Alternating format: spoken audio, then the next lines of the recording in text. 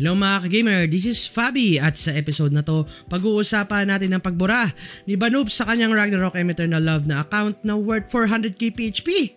Bilang suporta sa permaban, ang Rules of Survival Gacha 1 Team, MPLPH Champion Signal Ultra, ang Nerf Irelia, PUBG Lite, Dragon Ball Z RPG, The Division 2 Beta, and finally, ang Black Ops Blackout Free Trial. Kaya huwag kakalimutan mag-like at subscribe sa aming channel, no? Click nyo na din yung bell. At para naman sa YouTube channel shoutout ay abangan sa dulo ng aming video. Kaya stay tuned! Welcome to Pinoy Gamer. Visit us at www.pinoygamer.ph and like us on Facebook, follow us on Twitter and Instagram at PinoyGamerPH. Para sa unang update ngayong linggo. Kung naalala nyo, recently ang Rules of Survival ay naglabas ng Lapu-Lapu at Gacha 1 Team Packs. Ayon sa Ross, ang dalawang team na to ay dinisenyo para i-promote ang Southeast Asian culture. Kaso sa recent update, ang Gacha 1 skin ay tinanggal na nila. So bakit ito nangyari? Well, ito daw ay dahil lang ilan sa mga players ay na-offend sa kanilang relihiyon. Ito ang statement galing Ross. We have realized that the Gacha 1 skin might have offended the religious beliefs of some players. Dinagdag din nila ang mga sumusunod. We decided to permanently take down the Gacha 1 skin in the next update, January 16th, in order to show our respect to all religions and beliefs. So ayun no? So ano naman ang mangyari sa mga players na bumili ng skins? Mariripan ba to? Well, wag mag-alala dahil ang mga bumili ay maaari pa rin daw nilang makita sa kanilang inventory at hindi matatanggal. Sa recent turn of events, ang Signal Ultra ay nagwagi sa MPLPH Season 2 kung saan tinalo nila ang Weeknight Showdown champion na Bren Esports. Sa mga di nakakaalam, ang MPLPH Season 2 ay ginanap sa Ayala Malls Circuit Makati Activity Center kung saan inisponsoran ito ng Smart Telecom. So basically, ang Signal Ultra ay nakagante sa Bren Esports sa score na 3-1, best of 5. Para naman sa rankings, 4th place ang SXC Imbalance, 3rd para sa Finest Solid, 2nd para sa Bren Esports, then finally Signal Ultra para sa champion. Ang Signal Ultra ay nag-uwi ng 25,000 USD bilang grand prize na may additional na 8,000 USD na galing sa crowd funds. Wow, pautang!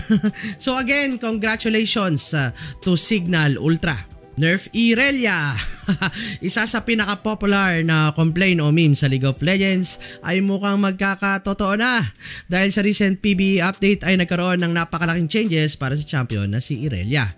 Pero take note no, ang mga changes na to ay nasa PBE pa lamang at maaari pa itong magbago in the future. So ano pa ang hinihintay nyo? Ito ang mga changes. Una ay tinanggal nila ang passive bonus damage sa shields. Basically wala ng champion na makakapag-counter ng shields. Tapos ni-nerf nila ang double damage ng kanyang Q sa mga minions kasi ngayon ito ay pinalitan nila ng minor flat bonus damage. Then finally ay tinanggal nila ang ability ng kanyang ultimate na mag-disarm ng kalaban. So ngayon ito ay nagdi-deal na lang ng damage at slow sa target. Wow! Ang dami! Sa sobrang nerf sa kanya, honestly feeling namin hindi ito lahat lalabas sa kanyang final build. Malamang babaguhin pa nila ito. Pero ano sa tingin nyo? Sapat na ba ang mga nerf na ito kay Irelia? Comment lang sa baba para sa inyong opinion. Unang nilabas sa Thailand pero ngayon mukhang ang PUBG Lite version ay darating na sa Pinas. Kailangan nyo ba ng ebidensya mga gamer? Well, sa official na Facebook page ng PUBG Lite, sila ay literal na nag-post in Tagalog. Ito ang kanilang sinabi. Lubhang namamangha kami sa interes ng mga Pilipino sa PUBG Lite. Nais naming magpasalamat sa inyong lahat. Inaasahan namin na marami kayong mga tanong tungkol sa PUBG Lite. Ang beta test nito ay limitado lamang sa Thailand at wala kaming maibabahaging dagdag na impormasyon sa kasalukuyan. Wow, ang lalim! So basically, kinumpirma nila na sunod itong lalabas sa Pilipinas. So ano naman ang PUBG Lite? Basically ito ay toned down version ng PUBG para sa mga low spec PC. Actually, ito ang minimum requirements kung kayo ay interesado. Core i3 CPU with 2.4 GHz, 4 GB of RAM at HDD at Intel HD Graphics 4000. So ayun, note no, ito ay nasa beta test pa lamang sa Thailand kaya maghintay-hintay muna tayo para sa official na update. ang Ubisoft ay nag-announce ng kanilang private beta schedule para sa The Division 2. Ito daw ay mag-umpisa sa February 7 hanggang 10. Para ma-access ang beta ay kailangan nyong mag-pre-order ng game. Pero note na ito ay may limited stats lamang, so hindi ito garantisado kahit bumili ka. Sa mga hindi nakakaalam, ang The Division 2 ay isang third-person looter-shooter na nakaset sa Washington DC 6 months after ng event ng first game. Then, additionally, kung naalala nyo, ang alpha test ng game ay nakatanggap ng positive reception sa mga players kung saan ito daw ay patungo sa tamang direksyon at ang game ay mas fluid kaysa sa dati. Wow! So kung interesado kayo sa game, ito ay lalabas sa March para sa PC, Xbox One at PS4. Ang Bandai Namco ay nag-announce na sila ay gumagawa ng bagong Dragon Ball Z game. Ito daw ay magiging action RPG na kanilang tinatawag na Dragon Ball Game Project C. Sa lumabas na teaser, pinakita nila ang scene na kung saan si Goku ay dinala si Gohan sa Kame House. Sa kasamaang palad ay yun lang ang pinakita. At sa ngayon ay walang gaanong detalye, kaso kung naalala nyo, hindi ito ang first time na gumawa na sila ng RPG kasi dati naglabas sila ng Xenoverse franchise, di ba? Pero kung tutusin, ito ay mas mukhang instance ng MMORPG. Additionally, kinumpirma din nila na ang Warriors sa Universe 11 na si Jiren ay sasali sa Dragon Ball Fighter Z para sa upcoming DLC, tapos in-announce din nila ang Xenoverse 2 Deluxe Edition. So quick update naman tayo para sa mga Battle Royale fans dyan. Woo! Ang Black Ops 4 Battle Royale mode na Blackout ay mayroong free trial ngayong linggo. Actually, nag-umpisa na nga eh. Ito ay naging available noong January 7 at matatapos sa January 24. Kaso ang trial ay hindi full game, so hindi mo malalaro ang zombie at multiplayer mode. Kung interesado kayo, ang trial ay available sa PC, PS4 at Xbox One. Pero note no, para sa mga PC users, dahil kailangan nyo ng Battle.net app at account para ma-download ang laro. Para sa ulo ng mga balita, isa sa pinaka-prominent na gaming personality sa Pinas na si Banubs ay naglabas ng stance para sa mga Ragnarok mobile cheaters sa punto na dinilit niya ang kanyang account na worth 400k pesos habang nagla-livestream bilang suporta para sa permaban. Sa mga hindi nakakaalam, ito ay isang issue ng mga Ragnarok M players regarding sa mga hacking at paggamit ng third-party software. Pero bago ang lahat, ano ba ang ginagawa ng mga third-party programs at add-ons na ito? Well, apparently, ang mga add-ons na ito ay nagbibigay sa mga players ng teleportation ability, MVP tracking at locking. At minsan ay maaari nilang mabuksan ang mga shops na hindi pa available sa game. So ano naman ang punishments ng mga devs? Well, yung mga nahuling players ay masususpendido lamang ng ilang araw. Nani? Actually, totoo to. Dahil sa isang instance kung saan ang isang player ay gumamit ng illegal weapon transmog, ang kanyang account ay nasuspendido lamang ng 7 days. O diba? Ang light ng punishment.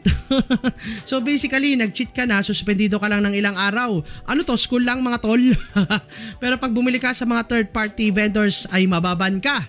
So lumalabas ang prioridad ng mga developers dahil pag apektado lamang ang kanilang kita, ay doon lang sila gagawa ng aksyon. Pero pag cheaters, okay lang. Ano to, Ross? So habang naman nagla-livestream si Banubs, binanggit din niya na wag maging hipokrito at i-delete din ang kanilang mga account bilang suporta sa permaban. So bakit ito nangyari? Well, ayon kay Banubs, ito daw ay nagumpisa bilang curiosity kung saan sinubukan niya ang add-ons na nagbibigay ng advantage sa Ragnarok M, Eternal Love. Ayon din sa kanya ay agad-agad din niyang itinigil ang paggamit nito at hindi daw ito inabuso. Ito ang kanyang sinabi. Yes, I admitted that I tried add-ons by curiosity before, but it doesn't mean that I cheated my way on top. Thanks for the ones who understands and sorry for the disappointments. I am ready to be suspended for my actions. Tapos na-realize din ni Banubs na ang kanyang account ay hindi man lang na-ban. Ito ang kanyang statement. My character is still not banned. Therefore, I am deleting it to support permaban for cheaters. Saying goodbye to my 400k PHP spent sniper, IGN Banubs. Grabe, sayang 400k mga chong. So ano naman ang response ng Ragnarok M sa isyong ito? Well, ito ang kanilang sinabi. For those players whom have detected using third-party programs, we will suspend their account for 3 to 15 days as punishment. Idinagdag din nila, for some abuser that cause a serious issue, we will ban their account permanently. Nag-advise din sila sa mga users na please mag-delete ng mga programs at i-install ang game client sa mga official sources. So ayun no, Grabe mga ka-gamer. Kayo rin ba? Kaya nyong mag-delete ng 400k worth na in instant lang? Ako nga, na-delete pa lang save ko sa Nier Automata. Halos di na ako makatulog. 400k worth pa kaya? So ano sa tingin nyo? Patas lang ba na few ban suspension ang ipapataw ng mga Ragnarok M devs? O dapat bang permaban na? Comment lang sa baba. At yun lamang po ang aming gaming news update ngayong linggo.